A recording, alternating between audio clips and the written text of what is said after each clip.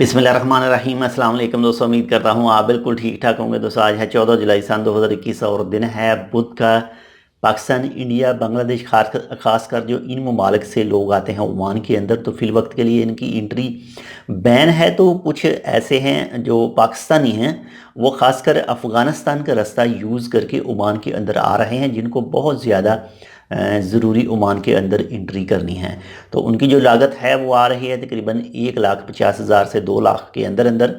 बाकी इसके अलावा जो इंडियंस दोस्त मौजूद हैं इंडिया के अंदर, इसके अलावा जो बांग्लादेश के लोग मौजूद हैं बांग्लादेश के अंदर, तो आज ही एक आर्टिकल आया है इसके हवाले से। ओमान के अंदर जो ट्रैवल एजेंट हैं, ट्रैवल एजेंसियां हैं, वो कुछ मुख्तलिफ़ किस्म के पैकेज प्रोवाइड कर रही हैं, पैकेज दे रही हैं।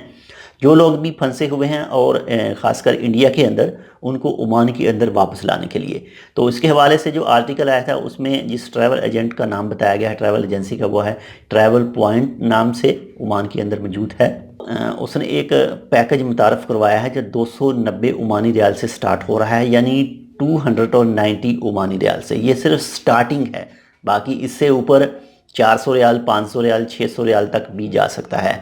तो इसमें जो पैकेज मुतारफ़ कराया गया है, ये टोटल 15 दिन का पैकेज है। 15 दिन आपको, 14 दिन आपको रुकना पड़ेगा मालदीव में। तो मालदीव में स्टे करके उसके बाद में आपको एंट्री दी जाएगी ओमान के अंदर।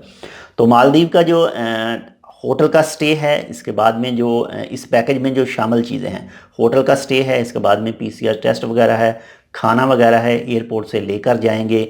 इसके अलावा अगर आपके होटल की बुकिंग किसी जो जजीरे के ऊपर है, तो जो स्पीड बोट है वो भी वही फ्राहम करेंगे।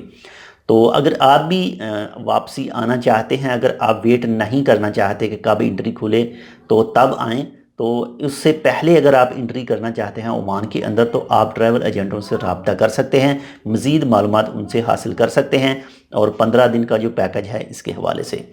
तो बाकी जैसे ही कोई एंट्री के हवाले से न्यूज़ आएगी तो वो भी इंशाल्लाह आपके साथ शेयर करेंगे। लेकिन एक चीज़ अपने जहन में रखें कि मैंने ये सिर्फ आपके साथ इन्फॉर्मेशन शेयर की है, बाकी आपने ख़ुद हर चीज़ तलाश करनी है और हर चीज़ का मुताला आपने ख़ुद करना है।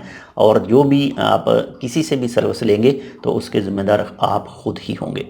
तो बाकी इंशाल्लाह मिलते हैं आपसे जैसे कोई मज़ीद अपडेट आती है। तो तब तक के लिए अल्लाह हाफ़िज़।